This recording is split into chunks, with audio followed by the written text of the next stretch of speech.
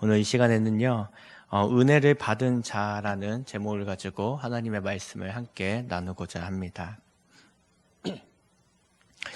오늘날 교회의 모습을 보면 그 모습을 진단하다 보면 여러 문제점들을 발견할 수 있습니다.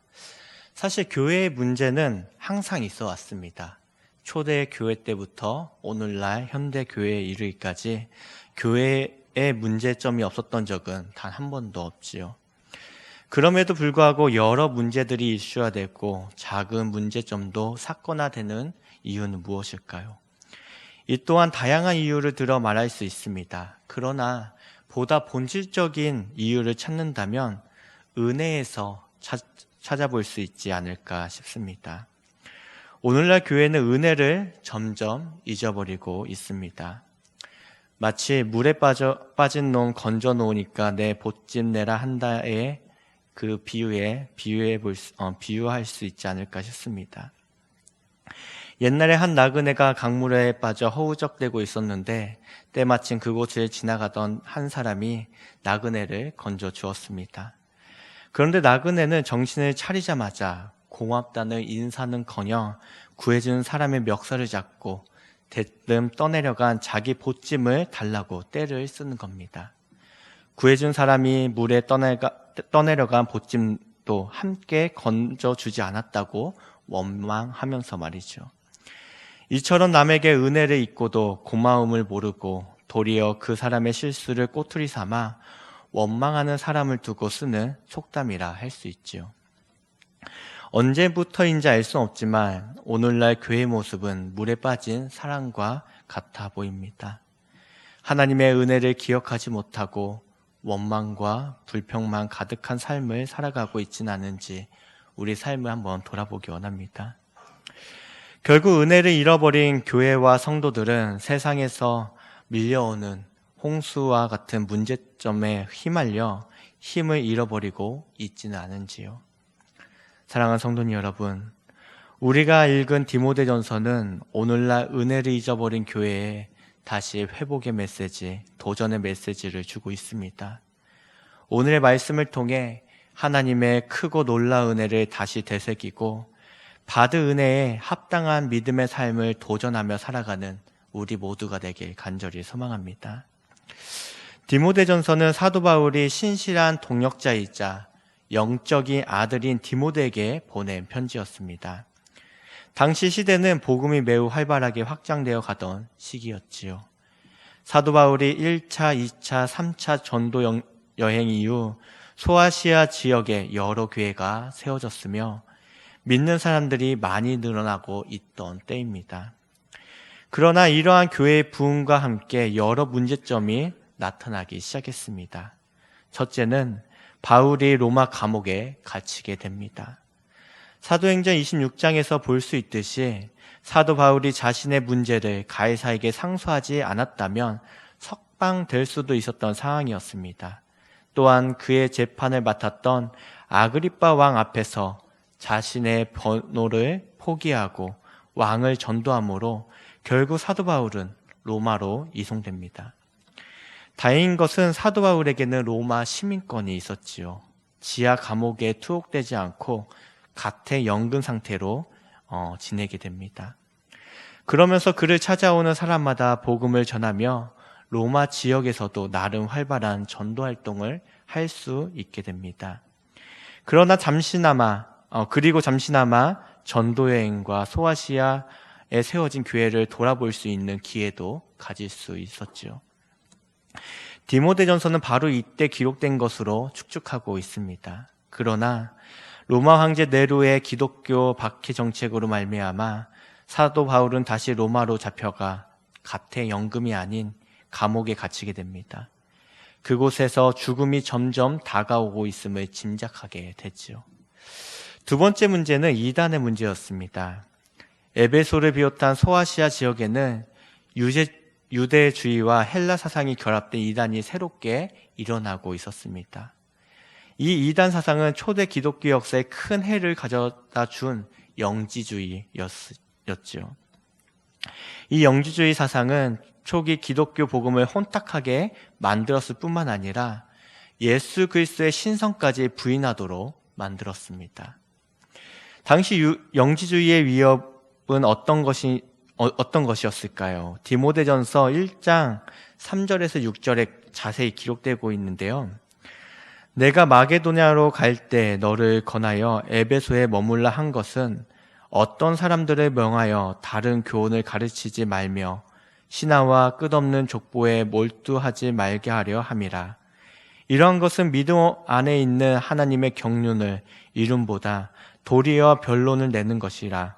이 교훈의 목적은 청결한 마음과 선한 양심과 거짓이 없는 믿음에서 나오는 사랑이거늘 사람들이 이에서 벗어나 헛된 말에 빠져 율법의 선생이 되려 하나 자기가 말하는 것이나 자기가 확증한 것도 깨닫지 못하는 도다라고 말하고 있죠.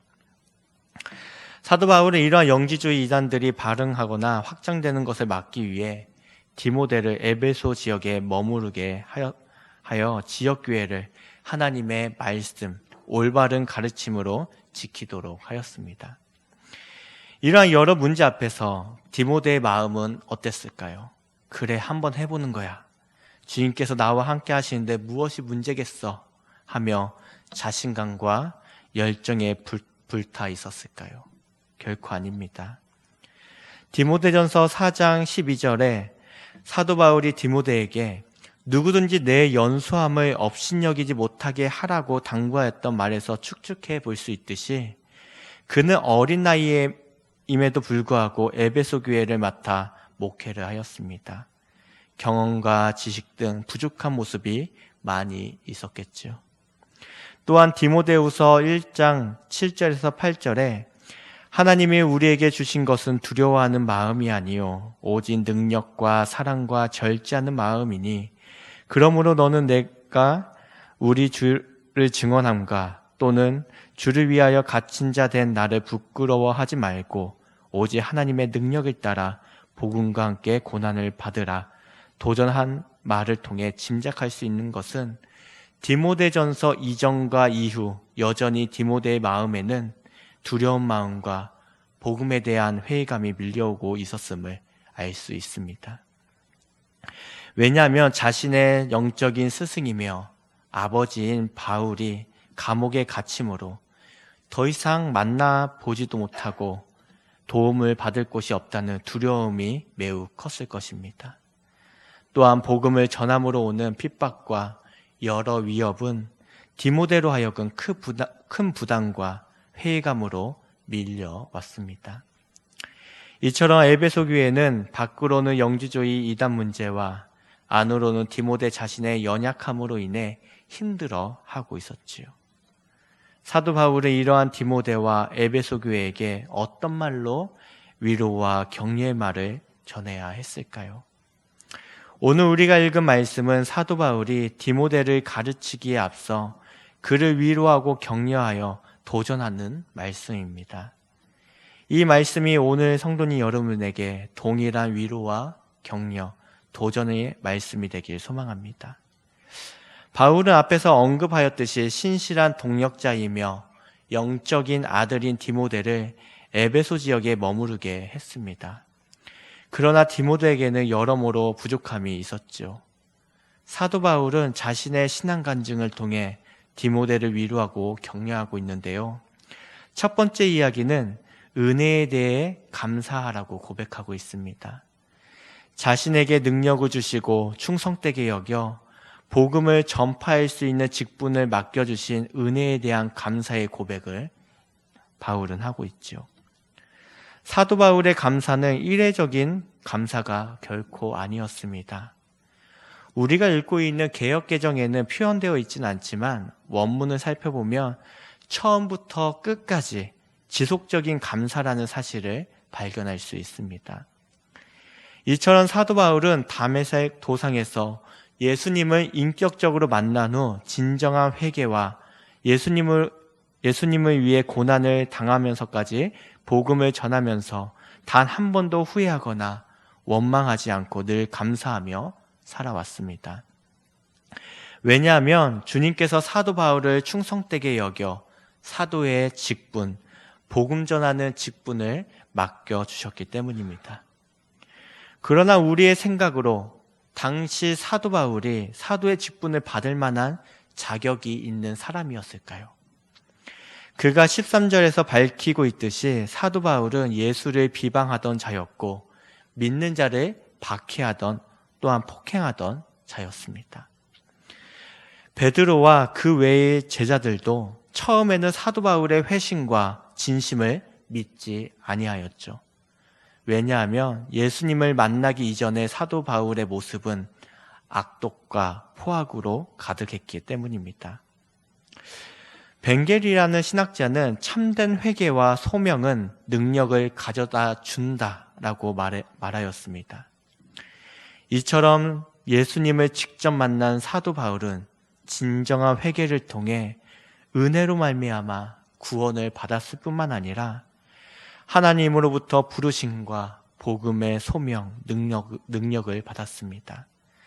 또한 은혜로 말미암아 이를 충성되게 여겨 직분을 맡겨주셨죠.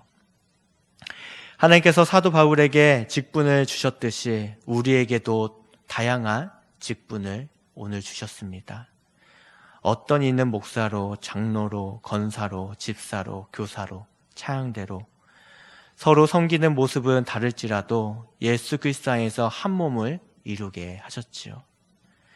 하나님께서 예수 그리스도를 믿음으로 죄 용서를 받게 하시고 성도 여러분을 능력 있게 해 주셨습니다. 그뿐만이 아니라 충성되게 여겨 직분을 맡겨 주셨다고 말씀하고 있습니다. 우리가 잘하고 능력이 있기 때문에 직분을 주셨을까요? 결코 아닙니다. 우리가 예수 그리스도를 믿음으로 의롭다고 여겨주셨듯이 우리의 본질 자체는 하나님께 충성되지 못하나 믿음으로 말미암아 충성되게 여겨주신 것입니다. 우리도 사도 바울처럼 전에는 예수를 비방하고 박해하고 폭행하던 자였음을 잊지 말아야 합니다.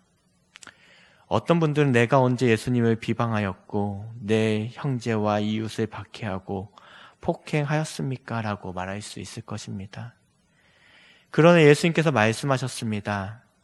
나는 너희에게 이르노니 음욕을 품고 여자를 보는 자마다 마음에 이미 간음을 하였느니라 라고 말했죠.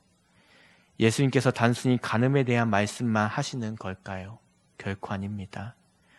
우리의 마음에 분노를 품으며 친구를 이미 박해하고 폭행하는 자가 됩니다.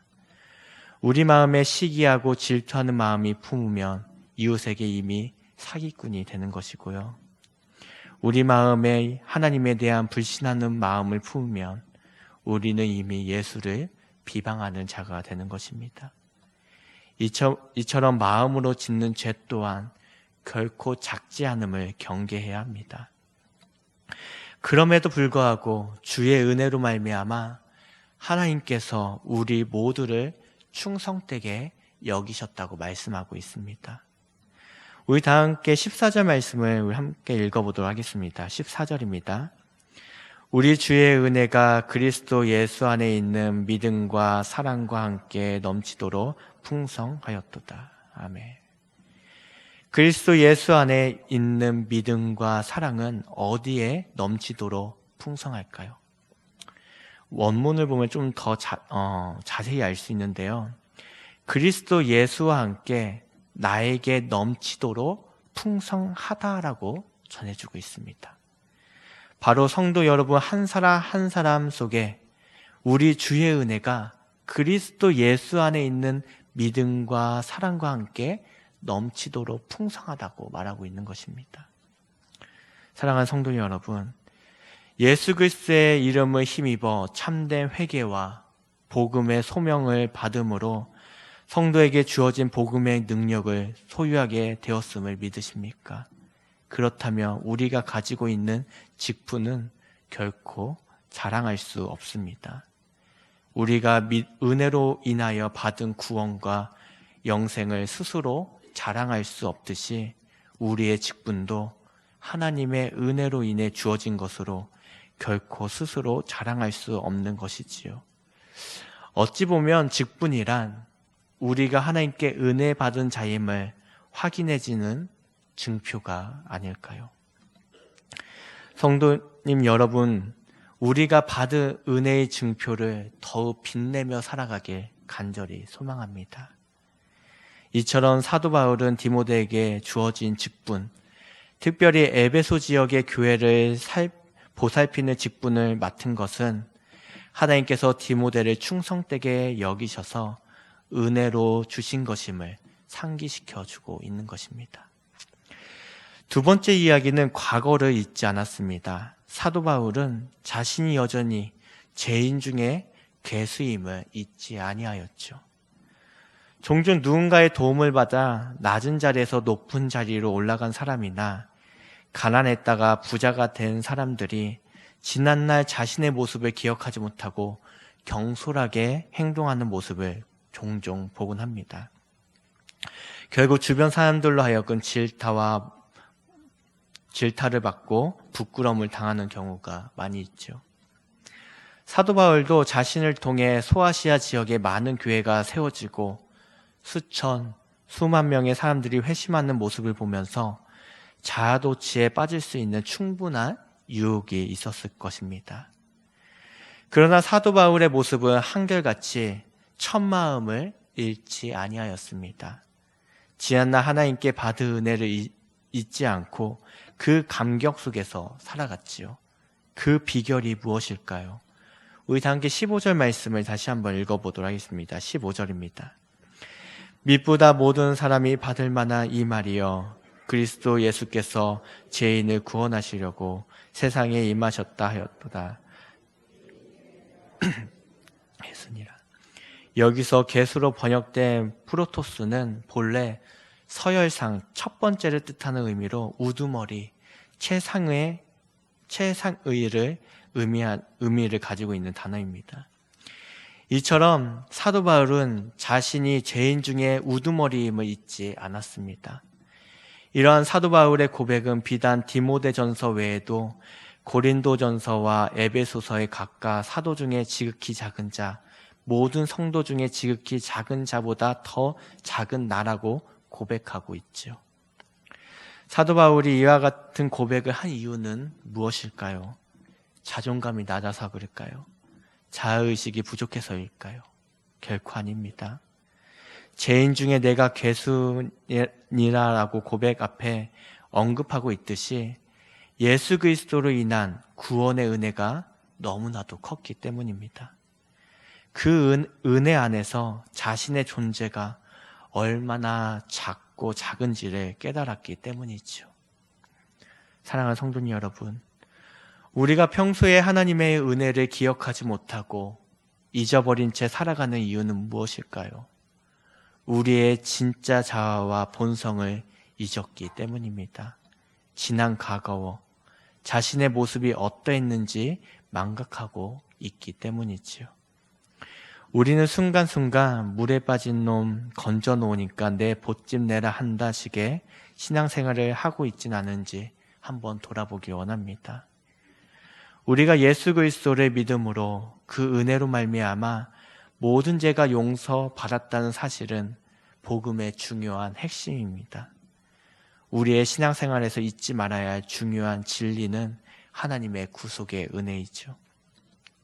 하나님께서 나를 불쌍히 여겨주셨다는 것과 나의 모든 일에 있어서 예수 그리스도께서 철저하게 참으심으로 인내하셨다는 사실을 우리는 잊지 말아야 합니다. 혹시 이러한 상상 해보셨나요? 하나님의 공의로움, 하나님의 심판, 하나님의 정의가 즉각적이고 빠르다면 어떨까라는 상상을 해보셨나요? 이 세상 사람들은 하나님에 대한 공포와 두려움 속에 살아가게 되지 않을까요?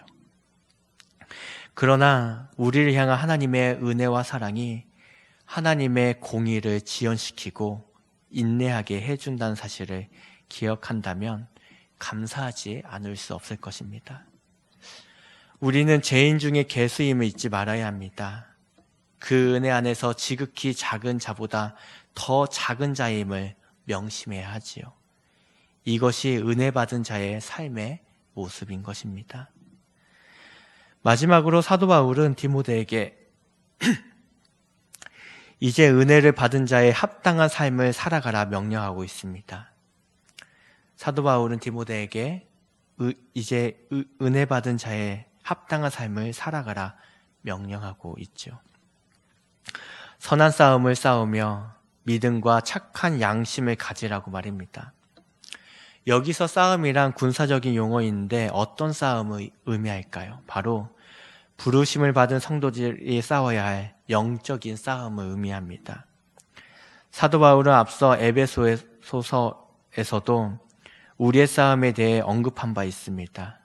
우리의 씨름은 혈과 육을 상대하는 것이 아니요 통치자들과 권세들과 이 어둠의 세상 주관자들과 하늘에 있는 악의 영들을 상대함이라고 말했죠. 이를 위해 하나님의 전신갑주를 입어야 한다고 말하고 있습니다. 그러나 디모데전서에는 두 가지만을 간단하게 제시하고 있습니다.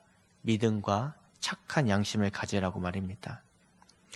에베소서와 달리 디모데에게 선한 싸움을 위해 준비해야 할 요소를 자세히 설명하지 않는 이유는 이전 에베소서를 통해 익히 알고 있었기 때문입니다. 그렇기 때문에 믿음이라고 간단히 전하고 있죠. 그런데 한 가지 더 추가된 것이 있습니다. 바로 착한 양심입니다. 이는 에베소서에는 없는 가르침인데요.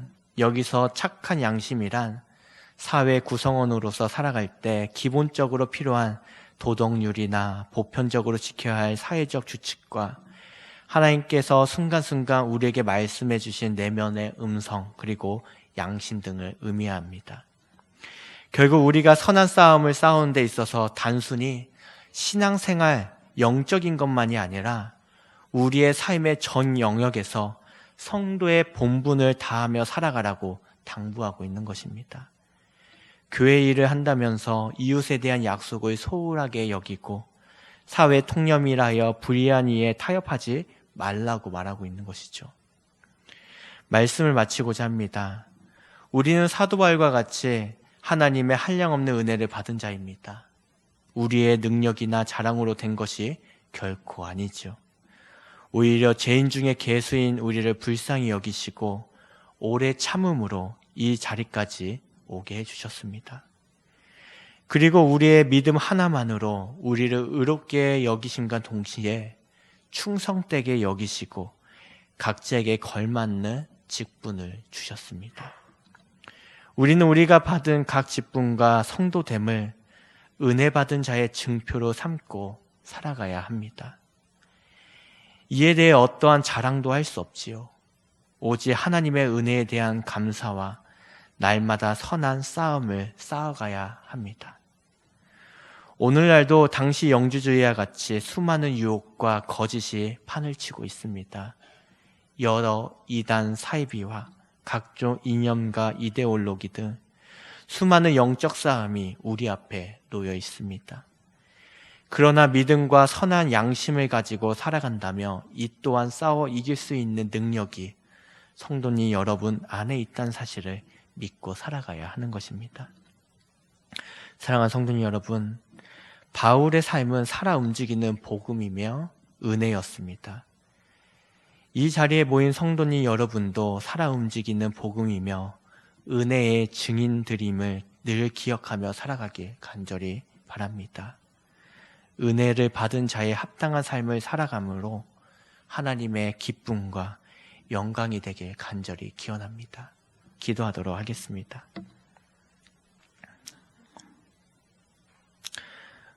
은혜와 사랑이 풍성하신 하나님 아버지,